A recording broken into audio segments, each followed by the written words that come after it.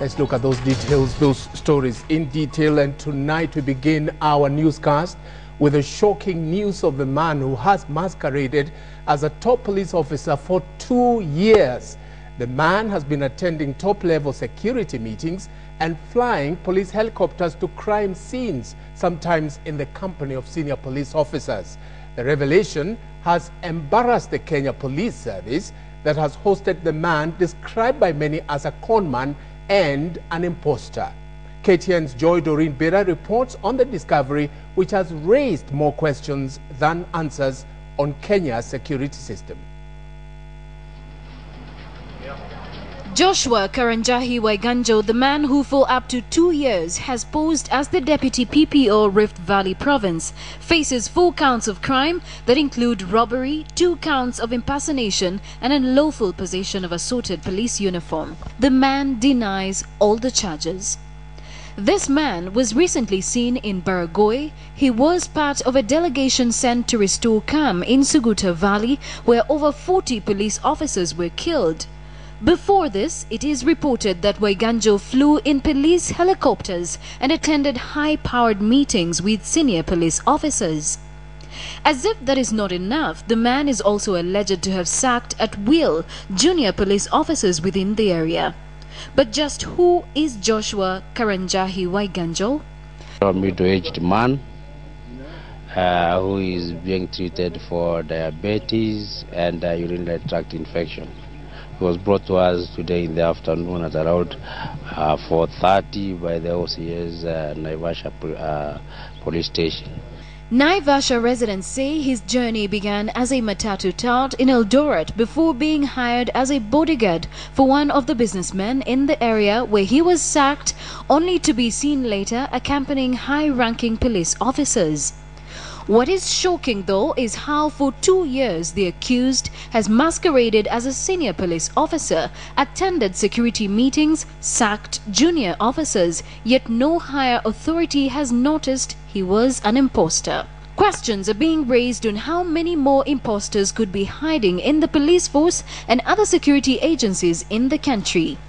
Waiganjo's case is just a reminder of the infamous Ertur brothers, who in 2005 formed a secret security unit and were in the limelight in 2006 for being hired as consultants on security matters in Kenya, a position that was later denied by the police forces, insisting the foreigners had forged police identification papers. As Kenya Police tussles to restore peace and boost security in the country, it appears there are more rogues in the police force than there are criminal gangs terrorizing citizens. Just who is responsible for staffing at the police department? Joy Doreen Bera, KTN. Thank you very much, Doreen Joy. This next story has been occupying a very large space in the social media. It's about this very interesting thing, unbelievable you could say, about political parties actually engaging in fraud in registration or in registering their members. Now, Bonnie Tunya is here to throw some light on this. Good evening, Bonnie. Well, good evening, Njoroge, and always a pleasure to do the news with you. Of course, it is a very shocking and saddening news. Coming just 3 months, less than 3 months to the general elections, there are reports that political parties are fraudulently registering their party members. And so this becomes the subject of our discussion this afternoon. Now, with less than 3 months to the next general elections and the deadline for the party nominations fast approaching, it is emerging that political parties are in a rush to attract new members, actually being engaged in fraud. Under the new election rules, a political party is only considered a national party if it has at least 2,000 registered members in each of the 47 counties. A feat that has proven to be a hard task for most of the parties fielding candidates for the next elections. Now, details now indicate that political parties fraudulently registered members in a bid to gain legitimacy. What started as isolated complaints by Kenyans on social media has unearthed an ugly party registration fraud. We took a look at some of my colleagues' members in their membership status, and many have been registered without their consent. Now, using the Twitter handles Fake Party Membership Kenya, which was trending most of the evening, Kenyans expressed shock at finding out they were registered political party members without their consent. Now, here are some of the sentiments coming from Kenyans on Twitter. There is John Riaga says, someone remind me when I became TNA member. I need some legal advice on this. Twitter handle Heidi Girl says, I have been registered under Conservative Party. What is Conservative Party? Emma Mwangi under the handle Buna says, where did these people get my details? I'm a member of the People's Patriotic Party of Kenya. Obara at Obara1 says, Raymond Obare Obenga being me, and at Uhuru Kenyatta, how did I get there? I was coded a long time ago. James Anyona with the handle Jimmy Lick says, my party allegiance is ODM, yet I'm fakely registered as TNA. How now? There is also Eve Osoro says, my brother, I have registered under Mwangaza Party. Who runs that party? And finally, Ken K. Kiberenge says, what implications of fake party membership Kenya is what if you apply for a position in IEBC in the next 5 years won't be legible? Let's objectively look at this whole issue by going to Studio B, where Joe Ageo is standing by with a very senior party official to shed more light on this subject. Joe Ageo.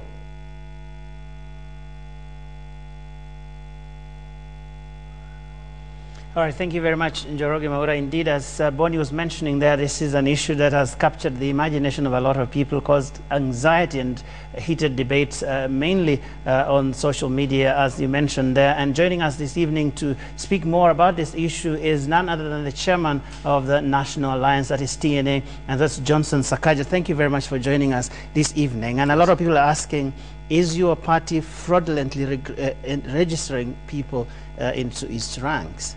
Thank you very much for having me on today. I'd like to state, first of all, categorically that the National Alliance has no need or intention of registering people fraudulently, but it's an issue that actually has raised a lot of concern. And I think to explain it better, maybe I can explain to you my party's registration process, first of all, because I speak for the party, not me, all but other it parties. is about something that is appearing on the official website of the IEBC, and speaking to anybody at the IEBC, they will tell you that the system is secure, that there is a software given to political parties such as yours, and they give a list that the IEBC, the Register of Political Parties, then posts on the website. Yes, that's why I want to explain the process.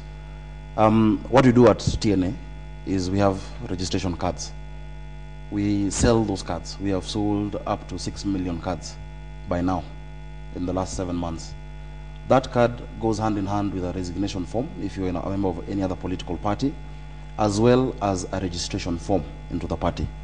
Now, many of those cards, because we have offices all across the country, are filled in on the ground, and in the card you have to sign and say that you've resigned from any other political party which you could have joined.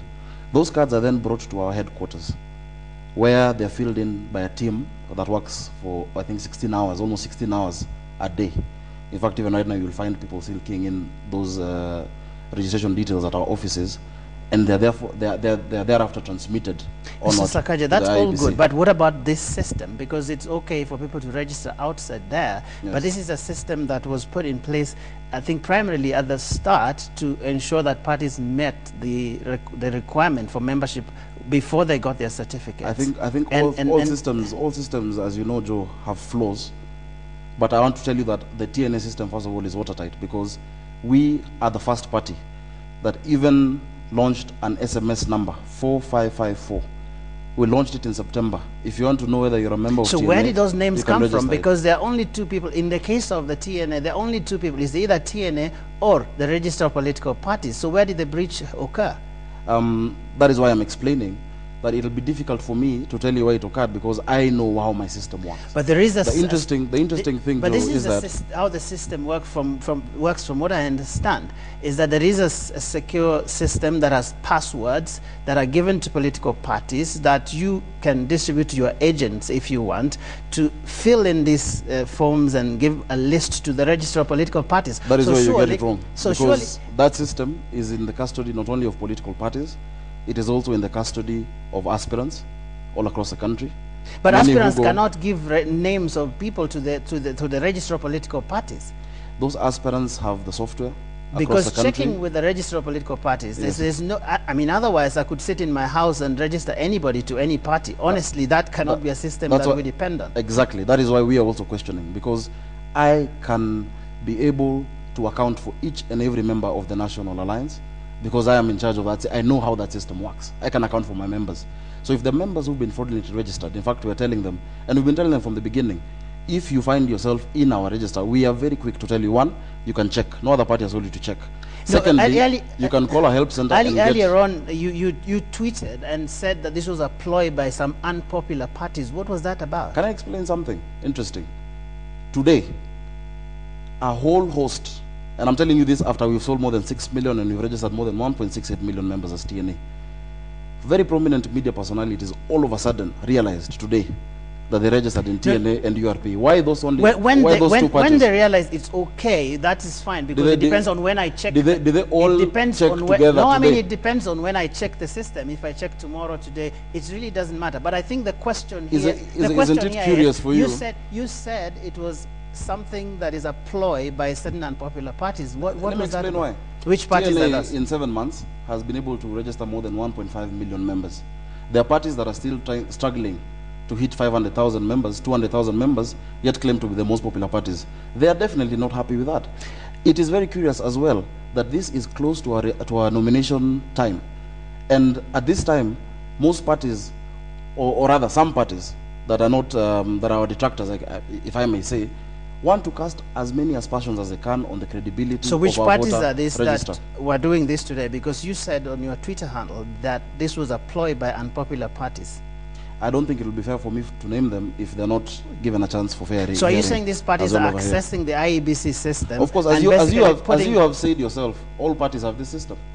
So you have said that, so haven't some you? parties are actually registering people and claiming they belong to TNA. Why would anyone do that? It is possible because, ask yourself, Joe, of what interest do I have as TNA to register more members now, after I've even hit the 1 million mark? For what? Being a member of TNA does not mean you will vote for TNA at the election. I'm focusing on nominations. I'm focusing on the logistics So are you sorry of that there are people nominations. who probably want nothing to do with TNA whose names have been put there? Does it Let embarrass me just you? finish. Does it I bother you? am focusing on nominations and logistics. It is in my interest not to have so many members such as to encumber and give me a logistical nightmare. Why would I register members now into my party? And I'd like to say that the IEBC and the Registrar of Political Parties needs to get to the bottom of this, because I think it's a very serious issue. This country has passed a new constitution.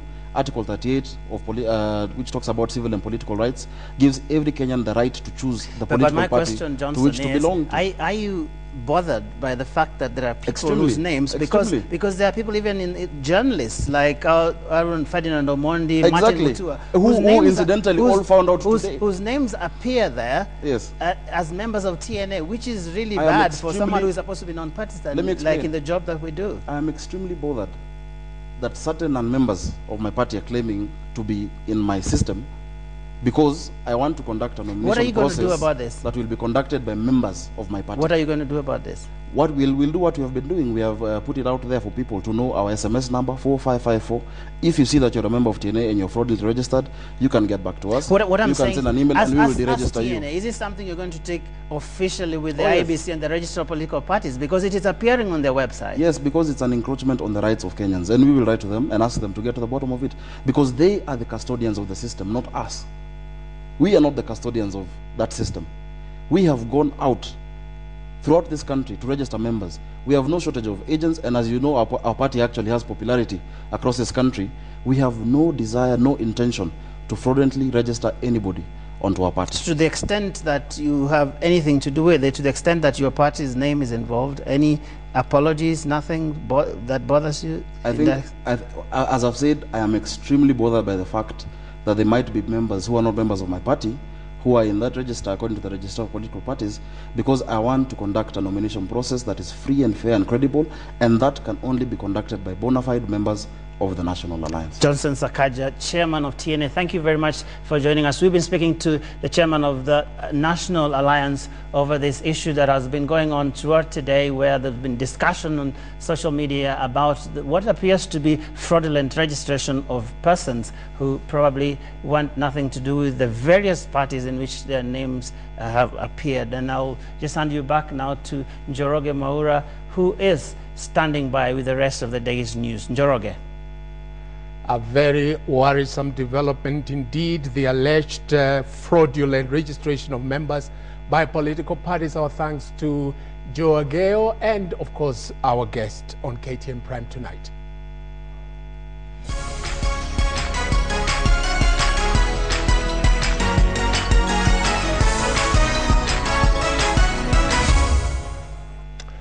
Now, for a good part of the day today, social media platforms such as Twitter have been awash with discussions on this very subject of fraudulent registration of members by political parties. Now, no doubt, a more detailed audit will need to be carried out to ascertain just how widespread the fraud is. But the response on Twitter and the many phone calls that KTN has received all day today suggests that the problem is bigger than many of the political parties would like us to believe. Now, while we appreciate that competition for political power is often an unforgiving affair, this latest turn of events raises key questions touching on the very foundations of the country's democracy. How, for instance, did the political parties manage to steal the identity of private citizens and use them to cheat their way into getting registered? Now, if the parties used fraud to meet the legal membership requirements, are the registration certificates they hold really valid? And perhaps more importantly, if parties can cheat in such basic legal duties as having valid registration, how can they be trusted with the grave task of forming a government that will touch on every aspect of our lives? Well, your guess is as good as mine. Ultimately, the democratic culture of a nation is nurtured within political parties, and if the parties do not hold themselves to the highest ethical standards, what hope is there for the country? For now, we can only hope that the registrar of political parties can get to the bottom of this, and quickly. For that is the notebook for this week.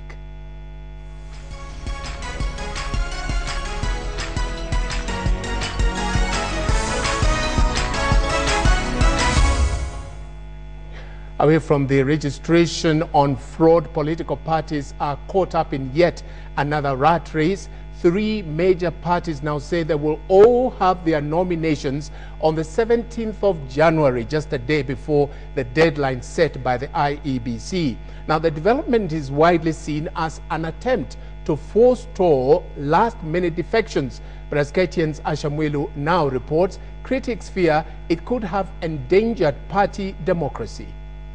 Election, they say, is shaped by the nomination stage, a crucial process that ultimately determines who ends up on the ballot paper. And it's for this reason that stakeholders are concerned about how political parties will handle their nominations countrywide in the next fortnight. ODM, URP and the National Alliance have pushed their party nominations to the 17th of January, just a day before all political parties are required by law to return the nomination papers for their respective candidates to the Electoral Commission. This, analysts say, is aimed at minimizing room for ugly fallout and seeking to reap from rivals. But some observers are worried that the move leaves too little time for dispute resolution. The law provides that before any of these disputes comes to the tribunal, you must satisfy the tribunal that you have exhausted your own internal dispute resolution mechanism. After the elections are concluded, we shall have 4 days set aside to sort out any disputes regarding to the nomination of URP. If you go and say that if there's a dispute, you will go and resolve it under the provisions of the Arbitration Act, that Act says you give 14 days notice. Where the 14 days notice, if your nominations are on the 17th the close of nominations on the 18th, and 10 days later you're supposed to put in your papers. The tribunal, which is anticipating a massive flow of complaints after party nominations, is poking holes at some of the dispute resolution mechanisms put in place by political parties.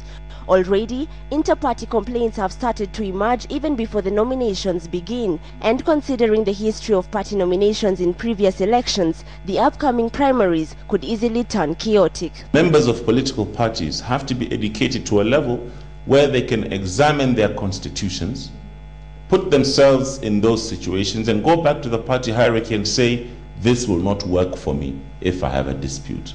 The IEBC has set aside the 29th and 30th of January for presidential hopefuls to present their nomination papers. Those seeking positions of governors, MPs, senators, and women representatives will equally present their nomination papers on January 31st and February 1st. Ashamwilu, KTN, Nairobi. And we want you to give a serious thought to that story because it leads us to the big question tonight. And the question reads, are parties subverting democracy by holding nominations on the last day? You can send your brief comments right away to our SMS number, as usual, 8040. We sample some of your comments at the end of this live newscast.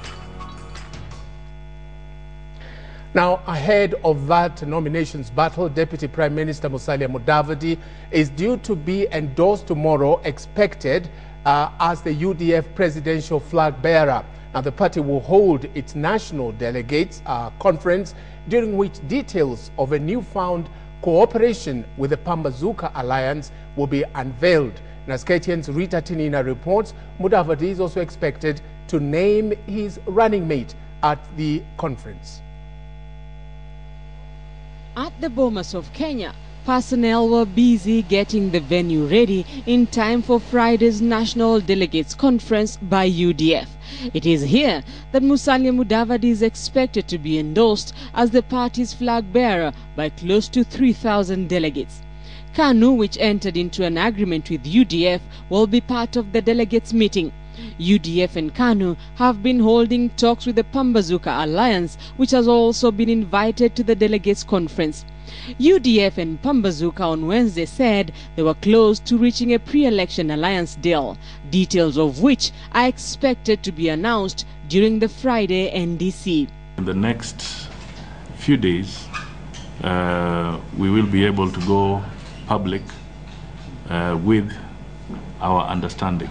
The NDC will take place amid a row pitting UDF, TNA and URP. Mudavadi quit the Jubilee coalition, accusing TNA's Uhuru Kenyatta of failing to honor a deal that would have seen Uhuru stand down for him as the Jubilee coalition presidential candidate. UDF took the dispute to the Registrar of Political Parties. 2 meetings by the registrar to try and resolve the wrangle ended in a stalemate, with UDF asking for the dissolution of the Jubilee coalition. But UDF's political council adopted a different stance, saying UDF had moved out of the Jubilee coalition and was not demanding its dissolution. We intend to move out and leave these other gentlemen to move on with their stuff. And so come Friday, Musalia Mudavadi will finally face a delegates conference. He bolted out of ODM after declining the delegates' method of nominating the party's flag bearer. Musalia also ditched the Jubilee coalition after the alliance proposed the delegate system for nominating the presidential candidates. Rita Tinina, KTN. Elsewhere, former Education Permanent Secretary James Ole Kiapi will also get the formal endorsement as his party's presidential candidate tomorrow. The Restore and Rebuild Kenya party is expected to make the announcement at a special national delegates conference to be held at the Ufungamano House. Kiapi is also expected to name his running mate at the special delegates meeting. Sources indicate that he is keen on naming a woman as his running mate. The party says more than 300 delegates from the 47 counties will attend this crucial meeting. Well, let's remind you of the big question, and it's political parties that are making all the bad news this evening. So we are asking you, are parties subverting democracy by holding nominations on the last day? Send your brief.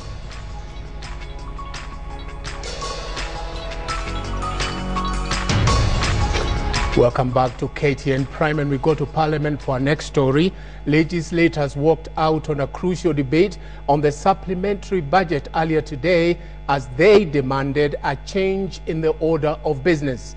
The MPs demanded that the budget estimates be shelved until bills on county funds are published for debate. Now, the walkout forced Finance Minister Njoroge Mwaura to alter his program in the House. KTN's Edon Ochieng brings you more. The government came under intense pressure from members of parliament, forcing the executive to publish bills to trigger the financing of the county governments before the debate on supplementary estimates could commence. In what appears to be a give-and-take scenario, the MPs know the government will need them to pass the supplementary budget and use their power to their advantage, forcing the publication of the bills that would guarantee them a debate on how much county governments will be receiving from the central government. Most of the MPs are aspiring governors, and this would be a debate that would so much interest them. And still, Finance Minister Njoroge Mwaura tried in vain to convince the MPs that he would publish the bills later, while pleading with them to pass the supplementary estimates. However, legislators rejected his pleas and demanded that they must first see the bills. The bills that the government was arm-twisted to publish include the County Allocation Revenue Bill, the Transitional County Appropriation Bill, the Division of Revenue Bill, and the Transition County Allocation of Revenue Bill. The 47 counties are expected to receive a total of 198 billion shillings from next year. members of this august house have eagle's eyes on matters of money and are very focused on ensuring that devolved funds are available to counties, as indeed those of us who are eyeing Senate seats and governor seats. Debate on supplementary estimates began during the morning session, but was interrupted after MPs raised concerns over constitutional technicality. The quorum is very essential for such a motion. When I look at the House, we seem not to have a quorum. What is your take, Mr. Speaker?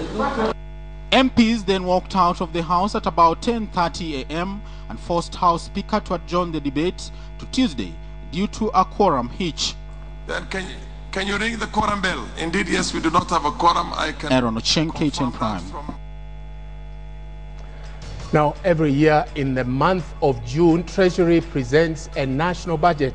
Now, in the course of the financial year, if it is felt that the total budget allotment will not be sufficient to meet the government's recurrent and development requirements, Treasury once again, through the Minister for Finance, tables a supplementary budget.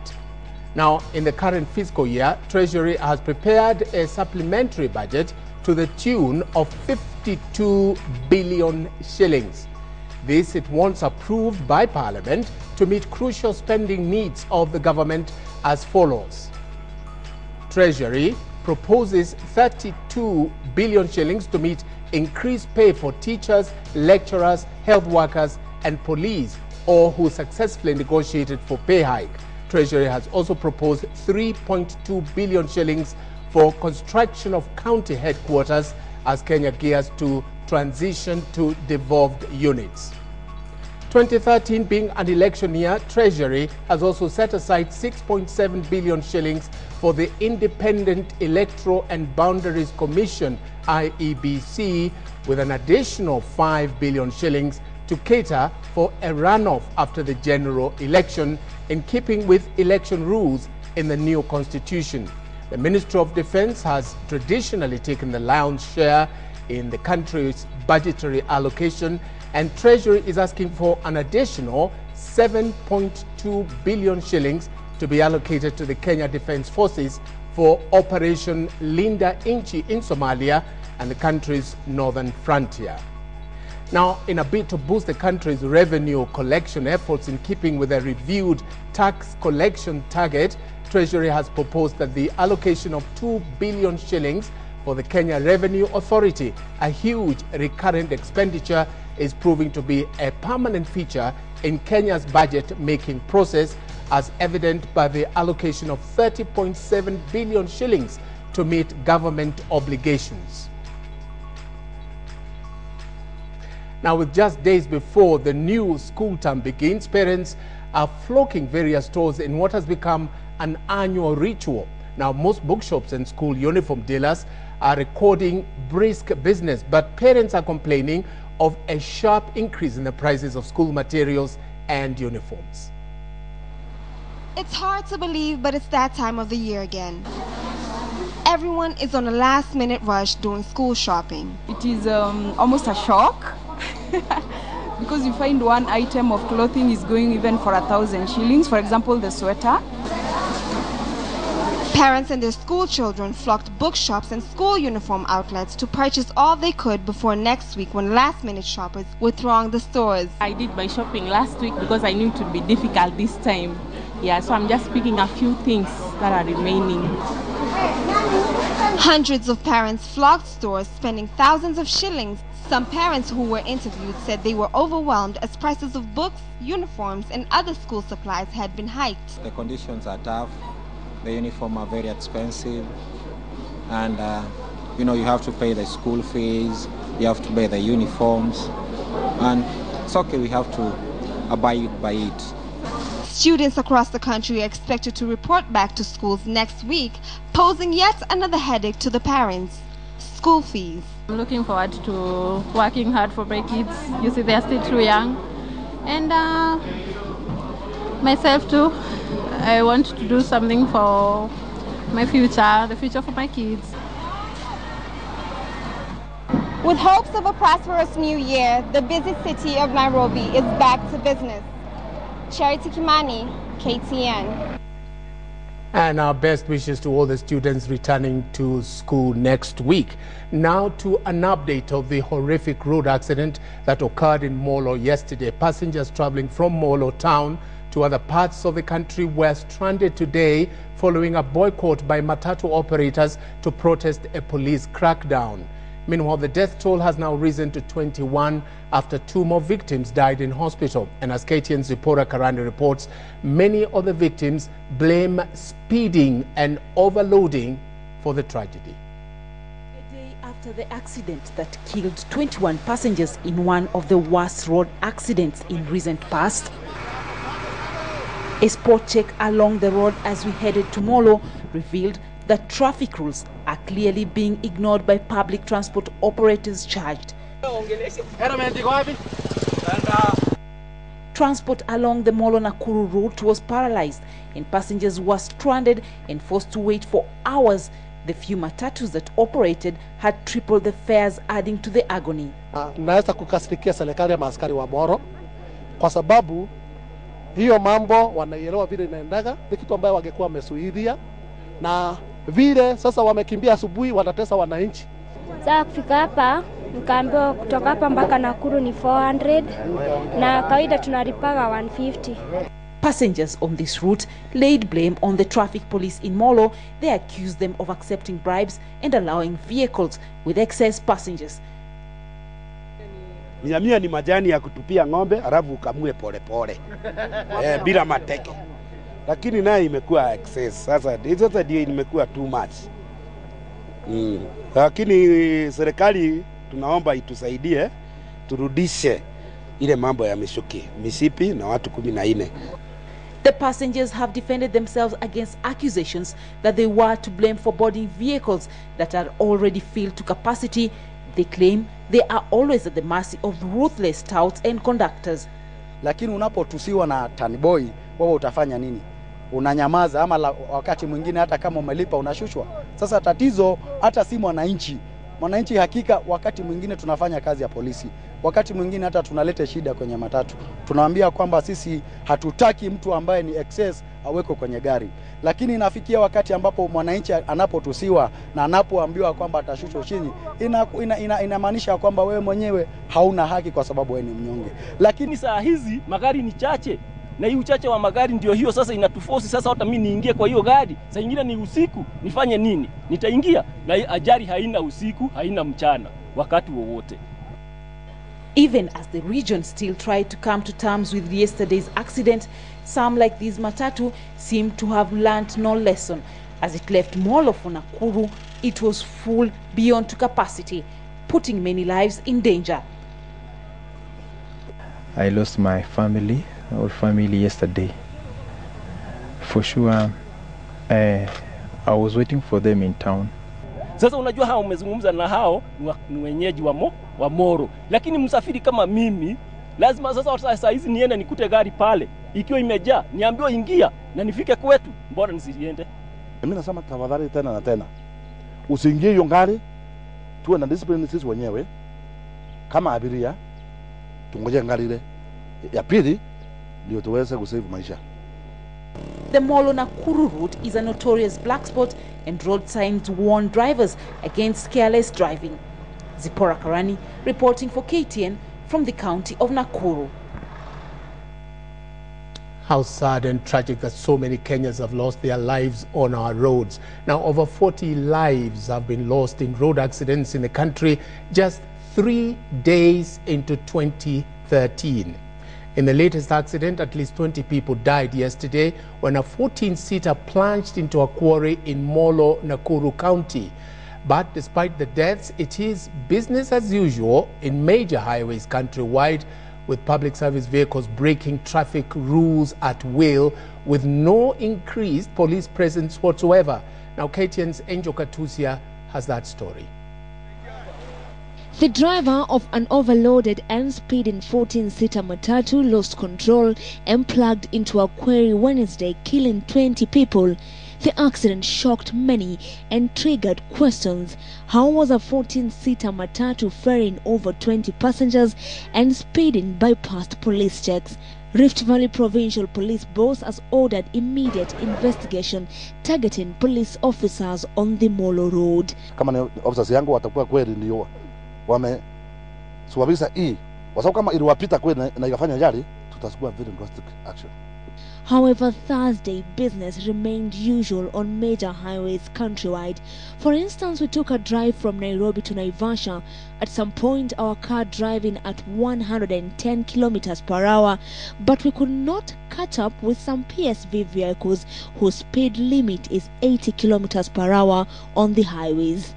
Just a day after 20 people died in a road accident in Molo, many would expect that police traffic checks will be increased on major highways. However, this is the only police check from Nairobi to Naivasha. The irony was that even on the road where lives were lost on Wednesday, there was no increased police checks. For instance, from Nakuru to Molo, there were only 2. Police instead concentrating on motorbike operators in Nakuru town. In Kisumu, traffic rules seemed alien to matatu operators, picking and dropping passengers at no designated points. Making illegal turns was the order of the day. No traffic police were on site to implement the rules. In Nairobi, traffic police arrested dozens of drivers on Thika and Juja roads for breaking traffic rules. Majority of those arrested were speeding, overloaded, and those found to be unroadworthy. Come to realize that there's also excess passengers, especially the public service vehicles, especially very early in the morning and very late in the evening. In the wake of the increasing road accidents, Inspector General of Police David Kimayo has ordered his officers to fully implement the new traffic laws to the letter. In case it's an offense of excess passengers, Kimayo says police should arrest both the driver and the extra passengers. New traffic rules were put in place late last year, sparking opposition by public service vehicle operators. Then, police promised to implement the rules and bring sanity back to Kenyan's roads that have become death traps. Njoroge Mwaura, KTN Prime. I'm sure you'll agree that in life there are a number of things we take for granted. Now, for instance, the use of your tongue beyond the sense of tasting. Irene Inthambi, a 10-year-old visually impaired girl, does not let her disability become an inability. Here is KTN's Joy Doreen Bera with the story of a wonder girl whose only strongest sensory organs are her tongue. At Thika School for the Visually Impaired, over 300 pupils unite through visual impairment. Meet Irene Ndambi, a class 4 pupil who beats the odds. Ndambi's ability to read depends on this slate and stylus to create an impression of raised dots on paper. Using her tongue to sense the characters in the dots completes her understanding of sentences. Her teacher, Geoffrey Kabecha, who has been teaching at the school for the last 4 years, understands Ndambi like he does the rest of his class pupils. Her fingers are not sensitive enough and the hands are not strong. So for her to write, she has to combine the fingers and the lips, unlike the others who do it with the fingers only. Now 10 years old, Ndambi was brought to Thika School for the Visually Impaired by her mother for admission 5 years ago. To the shock of the assessment team, the little girl's sensory organs did not function. All efforts were put together to ensure she's assisted. Some hot food was brought, then she tasted, she responded. So I said, oh, so there are some senses in her mouth. So from that time, we worked on the tongue and the lips. The lips have senses and the tongue. Are there in 1 meter? I did it.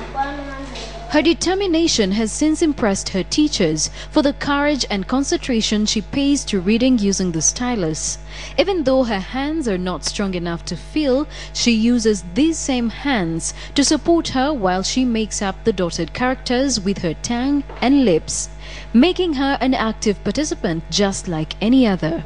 We started sensitizing the lips so that now she can feel the dots and read.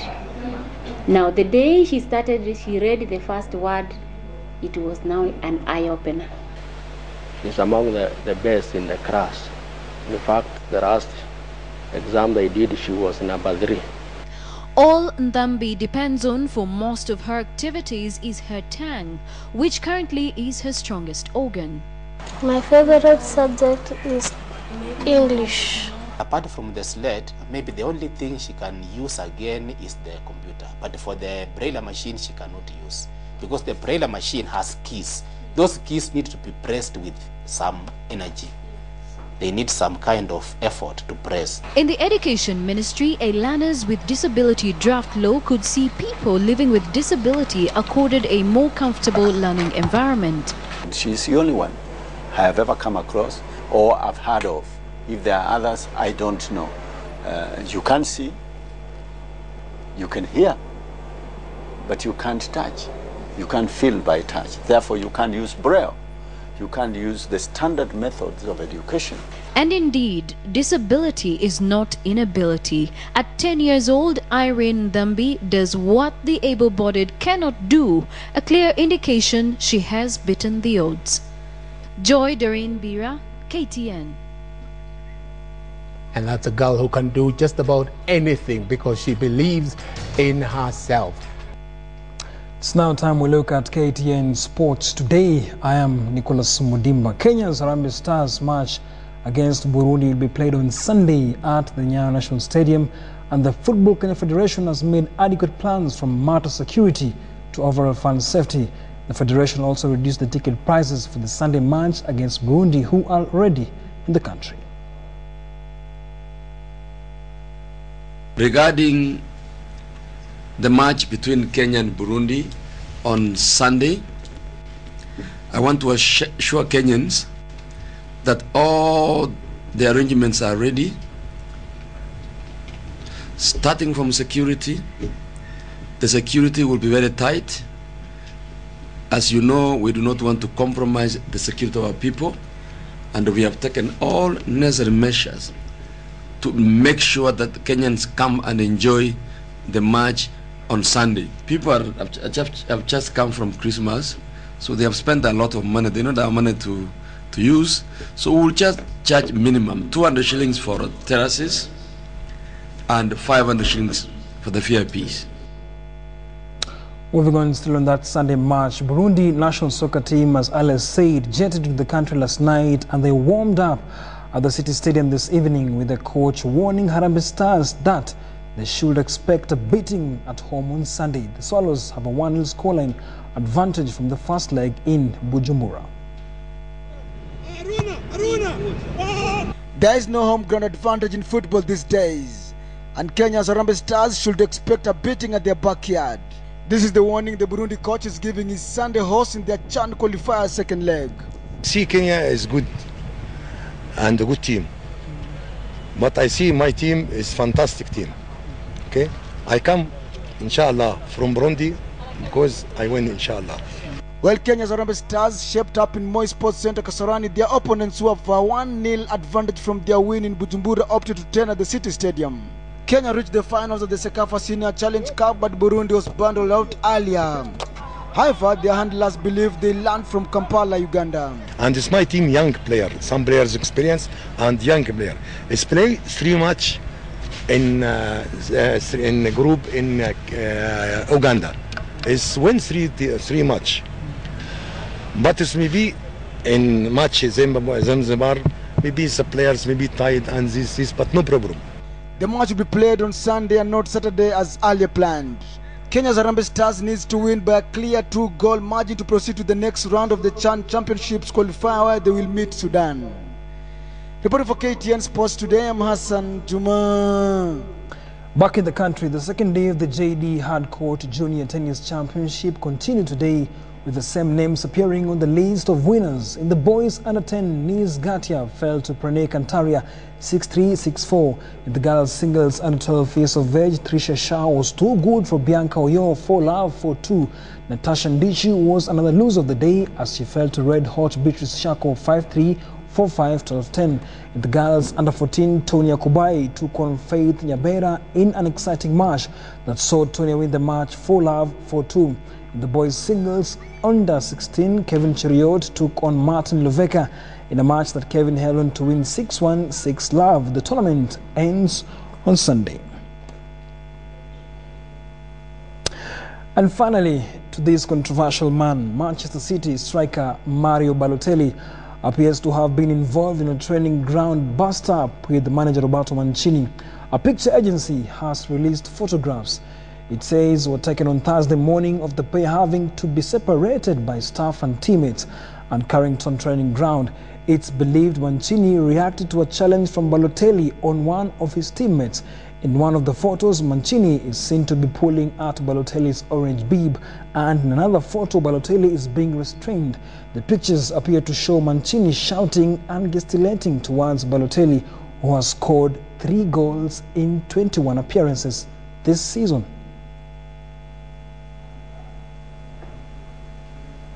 Let's hope it'll change. I'm Nicholas Mudimba, and I'll take you back to Njoroge Mwaura. Have a good night.